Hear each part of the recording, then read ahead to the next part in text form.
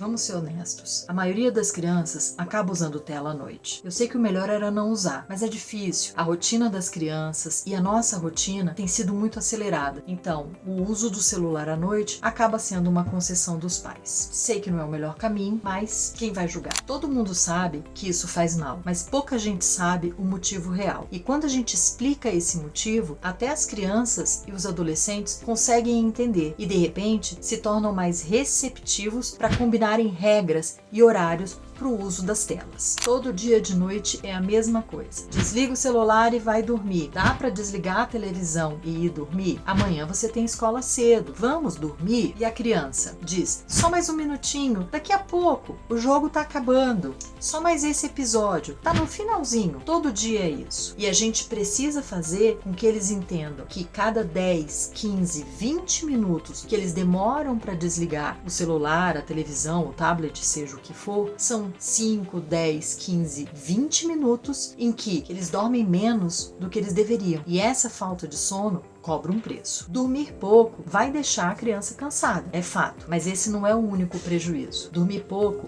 atrapalha o crescimento, atrapalha o rendimento escolar, atrapalha a atenção, piora o humor e o rendimento físico. Coisa pra caramba, né? Eu sou a doutora Mirna, endócrino pediatra, e hoje eu vou te explicar como é que as telas interferem no desenvolvimento do seu filho. Quando a criança dorme tarde, o sono nem sempre é completo e nem sempre proporciona o repouso necessário para enfrentar o dia seguinte. Consequência, acorda muito cansado, mal-humorado, com menos capacidade de atenção, menos capacidade de foco, menos capacidade de memorização, com mais preguiça e crescendo menos. Bastante coisa, né? Algumas crianças que se mostram irritadas e que não conseguem permanecer paradas ou prestar atenção na escola e que às vezes são até avaliadas com hipótese diagnóstica de transtorno de déficit de atenção e hiperatividade, podem ter simplesmente um sono atrasado, um sono inadequado. Você sabia que para a gente dormir, a gente precisa aumentar o nosso cansaço durante o dia? Então é por isso que nos períodos de férias e em dias em que a rotina é menos puxada, a gente costuma ter mais dificuldade para dormir. E com as crianças não é diferente. De noite, quando escurece, o nosso corpo começa a produzir a melatonina,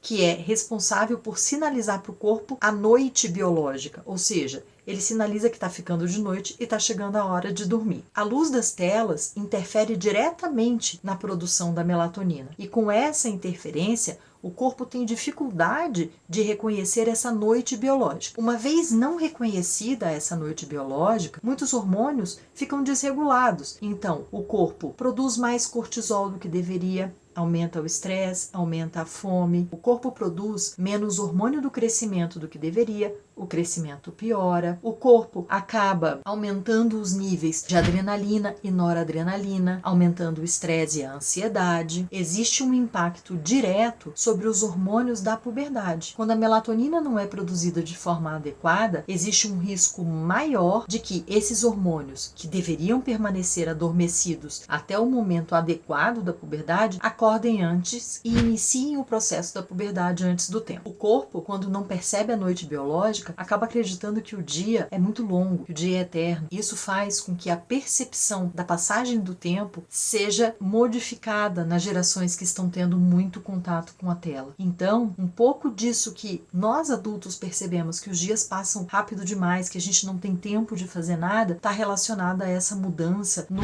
ritmo cronobiológico. O que significa isso? A percepção do dia e da noite e da duração dos espaços de tempo no nosso dia. Então, para ficar mais fácil, quando a gente dorme pouco, a gente cresce mal, a gente aprende mal, a gente fica mais ansioso, mais estressado, muda a característica do apetite e ainda pode desenvolver a puberdade um pouco mais cedo do que deveria. O ideal é que nós conseguíssemos não usar a tela durante a noite, mas eu sei que isso é difícil. Então, uma regra de ouro que nós devemos ter dentro de casa é que pelo menos 1 hora antes do horário de dormir, as telas estejam desligadas. Como o horário ideal para que a criança durma está entre as 9 9 e às 10 horas da noite, então o ideal é que a partir das 8 horas a gente possa desligar todas as telas. É muito importante que a gente tenha um ritual de sono, que a gente faça a higiene do sono, que é ter atividades que acalmam, que tranquilizam, que diminuem o ritmo para que o sono possa acontecer de forma natural e ele seja restaurador como deve ser. Para a produção de melatonina, o quarto escuro é importante. Não existe o problema de se manter uma luz pequena, mais amarela, longe dos olhos, para as crianças que ainda têm medo do quarto totalmente escuro. Agora, se a higiene do sono está sendo bem feita e a criança deita e demora muito para dormir, ou se mesmo dormindo no horário adequado, ela vem acordando cansada e demonstrando esse cansaço durante o dia, o ideal é que a gente faça uma avaliação clínica para entender se existe algum problema ou alguma doença relacionada a essa qualidade do sono nessa criança. Proteger o sono do seu filho é proteger a infância dele, é proteger o organismo para que ele possa se desenvolver e crescer da melhor forma possível. Então, estabelecer regras a respeito do horário de desligar o celular é cuidado, não é exagero. Até que hora seu filho fica com o celular na mão? Vamos conversar sobre isso aqui nos comentários? E na sua casa, tem regra de horário para poder desligar a tela? Também quero saber. Me conta aqui qual é o horário que você combinou com teu filho. Se gostou desse vídeo, dá o like e se inscreva no canal para mais vídeos como esse e para que eu possa te apoiar no acompanhamento do crescimento e da puberdade do teu filho.